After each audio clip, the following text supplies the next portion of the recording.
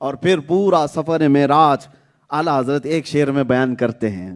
کون سمجھ پائے گا؟ لوگ ابھی اس میں ہیں کہ رسول اللہ کا اتنا پاور، رسول اللہ کی اتنی طاقت، وہ کیسے گئے، کہاں گئے، یہ سب سمجھنے کے لیے ایک چیز سمجھنا ہوگا آپ کو. تم نے رسول اللہ کی حقیقت کو کہاں سمجھا؟ خود میرے آقا فرماتے ہیں میری حقیقت کو میرے رب کے سوا کوئی نہیں جانتا. تمہاری عقل وہاں تک نہیں گئی جو رسول اللہ کی حقیقت کو سمجھ سکے. لیکن بریلی کا امام یوں سمجھاتا ہے وہی ہے اول، وہی ہے آخر، وہی ہے ظاہر، وہی ہے باطن. کون؟ رسول اللہ کی ذات. وہی ہے اول، وہی ہے آخر، وہی ہے ظاہر، وہی ہے باطن. اب پورا معراج کا سفر اللہ تعالیٰ کو اگر تم مانتے ہو کہ وہ بادشاہ اعظم ہے، ہر طاقت و قوت کا مالک ہے، تو سنو، اسی کے جلوے. کس کے؟ اللہ کے. اسی کے جلوے، اسی سے ملنے، اسی سے اس کی طرف گئے تھے. ہاں، کمال پورا میرے رب ذوالجلال کا ہے. ارے رب تعالیٰ اگر چاہے تو صدیوں کا سفر وہ منٹوں میں کراتے. کیا اس کے لیے بھی ناممکن بات ہے؟ تم حضور کی طاقت پر جھگڑا کر رہے ہو، ارے رب کی طاقت ہے. اسی لیے قرآن میں اللہ نے یہ نہیں کہا کہ میرے محبوب نے سفر کیا. معراج کے سفر کو اللہ نے یوں نہیں بیان کیا کہ محمد صلی اللہ تعالیٰ علیہ وسلم اٹھے اور مسجد حرام سے مسجد اقصی آسمانوں کا سفر کیے اور واپس آ گئے. نہیں، رب تعالیٰ فرماتا ہے سبحان الذی، پاک ہے وہ ذات جس نے سفر کرایا. یہ نہیں کہا کہ محمد صلی اللہ علیہ وسلم نے سفر کیا، بلکہ رب کیا فرماتا ہے؟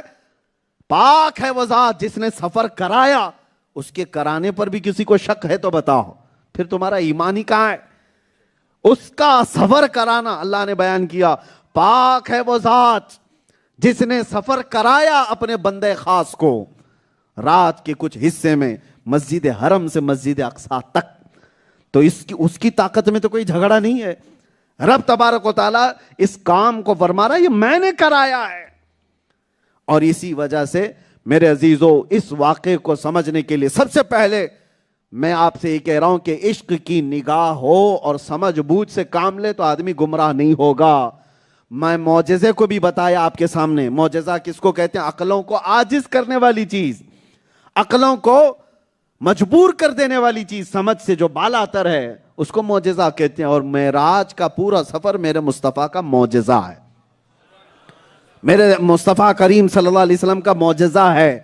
اب دو چند یہاں پر باتیں ہیں جو عقیدے سے تعلق رکھتی ہیں. یہ کہہ کر کے ہم آگے گزرتے ہیں. میں نے سب سے پہلے کیا جملہ کہا؟ آج ہماری عید کی رات ہے یا نہیں مسلمانوں؟ کیوں؟ لوگ ابھی بھی سوال کریں گے یہ کیا ہے آج کی رات؟ یہ سنی لوگ جاگتے ہیں، مسجدوں کو روشن کرتے ہیں، تمہیں کیا لینا دینا؟ ہم ہمارے نبی پاک صلی اللہ علیہ وسلم کی ہر بلندی پر خوشیاں مناتے ہیں. تمہارے گھر میں کوئی چور بیٹا پیدا ہو تو تم برتھڈے میں پتہ نہیں کتنے دھوم دھڑاکے کرتے ہو. ہاں، پتہ بھی نہیں ہو کہ بیٹا بڑھ کر کے کیا بننے والا ہے، چور بنے گا کہ ڈاکو بنے گا، تمہیں خبر بھی نہیں. لیکن بچوں کے پیدا ہونے پر تو الگ خوشیاں ہیں. اور یہ کائنات کے وہ آقا و مولا جس کو اللہ تعالیٰ نے ہم پورے غریبوں پر رحمت بنا کر بھیجا ہو، اس نبی رحمت صلی اللہ تعالیٰ علیہ وسلم کا ہر دن ہمارے لیے عید کا دن ہے. نبی پاک صلی اللہ تعالیٰ علیہ وسلم کی ہر نشانی ہمارے لیے باعث برکت ہے. اسی لیے میں نے شروعات میں یہ کہا کہ جب کبھی حضور پاک صلی اللہ تعالیٰ علیہ وسلم کی کوئی بھی معراج کی بات آئے وہ ہم سنیوں کے لیے خوشیوں کی رات ہے. ہاں، اب نبی پاک صلی اللہ تعالیٰ علیہ وسلم کو 20 رمضان المبارکہ کے دن مکہ فتح کر کے عطا کیا گیا کہ نہیں؟ فتح مکہ کی تاریخ ہے، مکہ فتح ہو گیا. میں آپ کو بتاؤں، آپ کے باپ کو کسی جگہ اہم نوکری لگ جائے آپ کے لیے خوشی کا دن ہوتا ہے کہ نہیں؟ کیوں؟ اپنے بڑوں کی کوئی بھی اچھی بات، آپ کے گھر میں خوشیوں کا ماحول ہو جاتا ہے.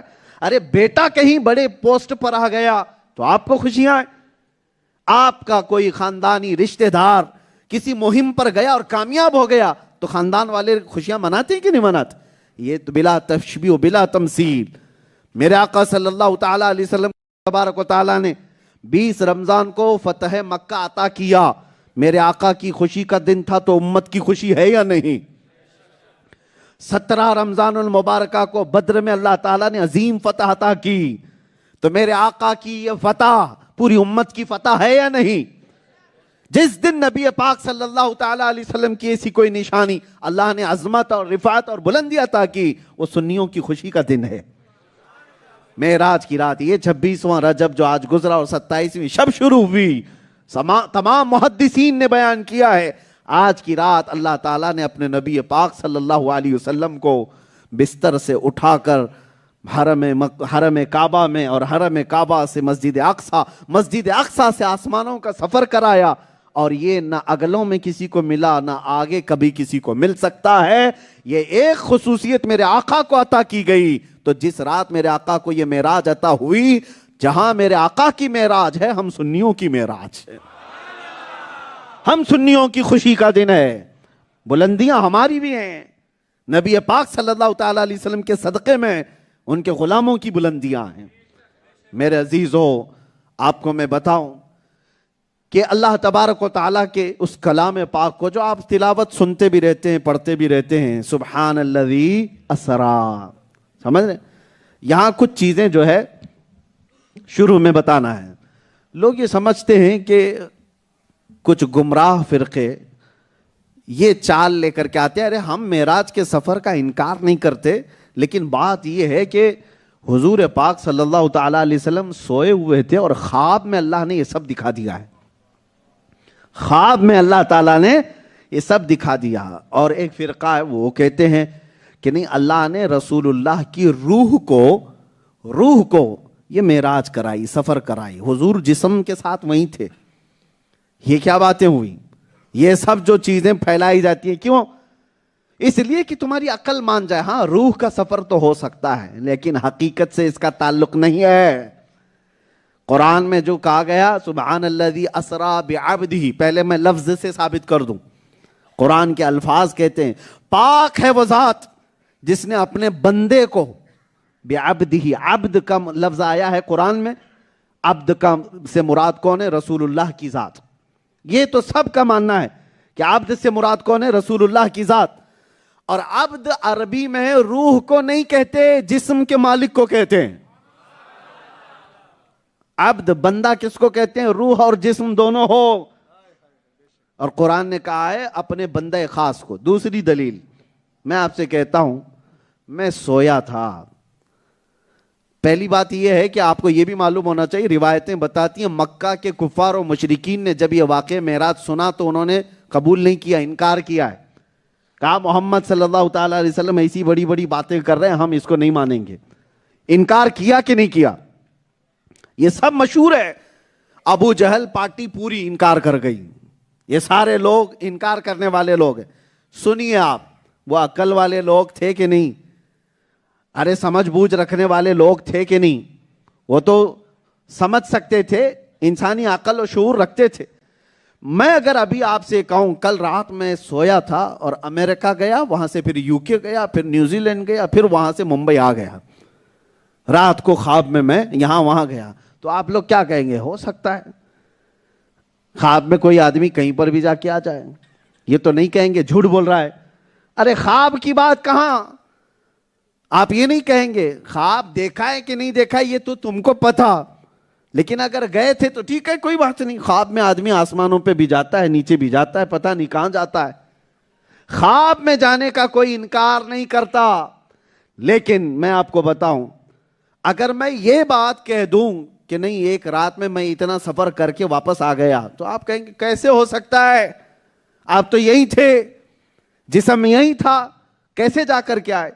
تو مکہ والوں نے جو انکار کیا، حضور اگر یہ بتا رہے ہوتے کہ میری روح نے سفر کیا یا میں خواب میں سفر کر کے آیا، تو مکہ والے انکار کبھی نہیں کرتے، مکہ والے انکار نہیں کرتے، خواب کی بات تو مان لیتے۔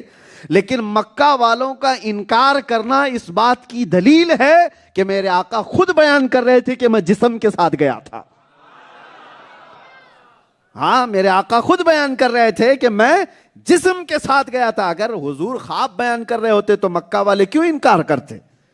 ان کا انکار کرنا بھی اس بات کی دلیل ہے کہ میرے آقا نے روح کی سفر کا واقعہ نہیں بیان کیا، جسم کے سفر کا واقعہ بیان کیا ہے۔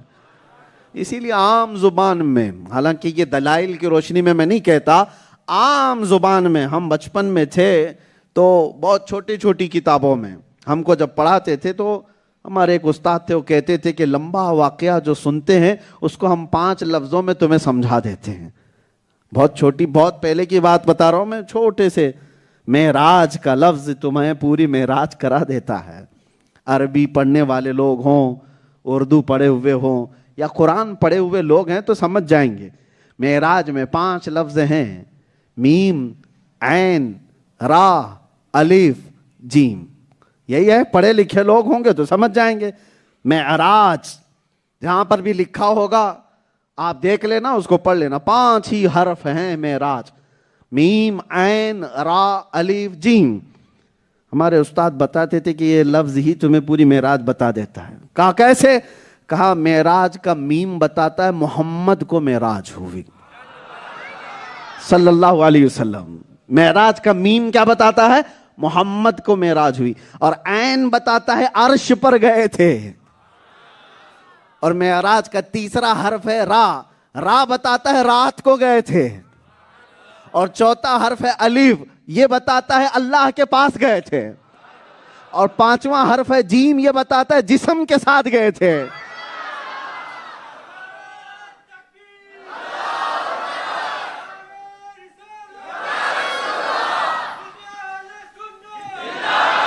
معراج کے 5 حروف میم، عین، را، الف، جیم، یہ عام لوگوں کو سمجھانے کے لیے ہم بتاتے ہیں۔ میم بتاتا ہے محمد کو معراج ہوئی، عین بتاتا ہے عرش پر گئے تھے، را بتاتی ہے رات کو گئے تھے، الف بتاتا ہے اللہ کے پاس گئے تھے، اور جیم بتاتا ہے جسم کے ساتھ گئے تھے۔ یہ مانو میرے عزیزو، سنی اگر ہو تو یہ یقین رکھنا کہ میرے آقا کو جسم کے ساتھ معراج ہوئی تھی۔ یہ جو ڈھکوسلے آتے ہیں ان کی باتوں میں نہیں آنا کہ حضور خواب میں گئے تھے، روح پس کے ساتھ گئے تھے، نہیں، ماننا کہ میرے آقا جسم کے ساتھ گئے تھے۔ اگر وہ پوچھے کہ ایسا کیسے ہو سکتا ہے تو پھر جواب یہی کہنا، اگر تجھے اور مجھے سمجھ میں آ جاتا تو حضور کا معجزہ کہاں سے ہوتا۔ اگر سب سمجھ میں آ جاتا، لوگ کہتے ہیں سائنس کے حساب سے سمجھائیں، سائنس بھی نہیں سمجھ سکتی معجزے کو، سائنس کا بھی ادراک وہاں تک نہیں ہے۔ اگر سائنس بھی سمجھ سکتی تو پھر معجزے کی خصوصیت نہیں رہ جاتی۔ معجزہ وہ ہے جو دنیا میں اس کے مقابل میں کوئی نہیں کر سکتا، صرف نبی کر سکتا ہے۔ سائنس نبی نہیں ہے۔ ہاں، سائنس سمجھنے کا ذریعہ بن سکتی ہے۔ پہلے تو یہ بھی انکار کرتے تھے کہ اتنا تیز سفر نہیں ہو سکتا، لیکن اب تو سفر اتنا تیز ہوتا گیا کہ اب انسانوں کی عقل میں باتیں آنے لگ گئیں کہ ہاں یہ بھی پاسیبل ہے، یہ بھی پاسیبل ہے۔ پہلے اگر بولتے پچھلے دور میں 200 سال پہلے کہ میں ہندوستان میں بیٹھ کر کے برطانیہ میں بات کر رہا ہوں اپنے رشتہ داروں سے، تو لوگ کہتے تھے کہ پاگل ہو گیا ہے، یہاں سے وہاں کیسے بات کر سکتا ہے۔ اور آج کے دور میں کوئی تعجب کی بات نہیں، بات کیا دیکھ بھی سکتا ہے ویڈیو کال کر کے، یہ کوئی امپاسبل نہیں رہ گیا۔ زمانے کے ارتقاء، سائنس کی جدید ترقیات تمہیں سمجھانے کا ذریعہ بن سکتی ہیں، لیکن وہ معجزہ نہیں ہے اور نہ ہی معجزے کے برابری کر سکتی ہیں۔ بعض لوگ حضور کے اس سفر معراج کو سائنس کے ذریعے سے سمجھانے کی کوشش کرتے ہیں، نہ ہی غلط۔ ہمارے نبی پاک کے معجزے کو سمجھانے کے لیے ہمیں سائنس کی محتاجی نہیں ہے۔ ایمان اسی کا نام ہے کہ اللہ کے نبی نے فرما دیا تو سر جھکا لو اور تسلیم کر لو، اور نہیں ماننا ہے تو تمہیں زبردستی تھوڑی نہ ہے۔ لا اکراہ فی الدین، ہمارے دین میں کوئی زور زبردستی نہیں ہے، ماننا ہے تو آؤ، نہیں ماننا ہے تو جاؤ۔ دین میں کوئی زبردستی نہیں ہے کہ تمہیں جھکا کر کے منوایا جائے گا۔ تم کو اگر ماننا ہے، یہی میرے نبی پاک صلی اللہ تعالی علیہ وسلم کے معجزات۔ اب میں ان لوگوں سے کہتا ہوں جن کی مسجدیں آج اندھیری اندھیری ہیں، بات تو چھوڑو، ایتھیسٹ جو ہیں، جو نان مسلم ہیں، ان کا تو چھوڑو، بہت سے وہ ہیں جو مسجد زرار بنا کر بیٹھے ہوئے ہیں لیکن اپنے نبی کے ذکر سے بیچارے بد نصیب ہیں، ان کو تو چوں چرا میں ہے۔ ابھی بہت سارے سوال جواب میں ہی پھنسے ہوئے ہیں، ان سے میں کہتا ہوں کیسے سمجھ میں آئے گا معجزہ یہ معراج کا؟ حضور پاک صلی اللہ تعالی علیہ وسلم نے چاند کے 2 ٹکڑے کر دیے، یہ سمجھ میں آیا؟ حضور کی انگلیوں سے پانی کے چشمے جاری ہوئے، یہ سمجھ میں آیا؟ حضور نے ڈوبے ہوئے سورج کو پلٹا دیا، یہ سمجھ میں آیا؟ حضور نے کنکریوں سے کلمہ پڑھایا، یہ سمجھ میں آیا؟ یہ وہ سارے کام ہیں جو معجزہ کہلاتے ہیں، اور معجزہ عام انسانوں کی عقل میں نہیں آتا۔ تو جب یہ ساری باتیں نہیں سمجھ میں آئیں تو معراج کا سفر کیسے سمجھ میں آئے گا؟ اسی لیے یہ پورے معراج کا سفر تمہارے ایمان کا بھی امتحان ہے، تمہارے ایمان کا امتحان ہے، قیامت تک یہ بیان ہوتا رہے گا۔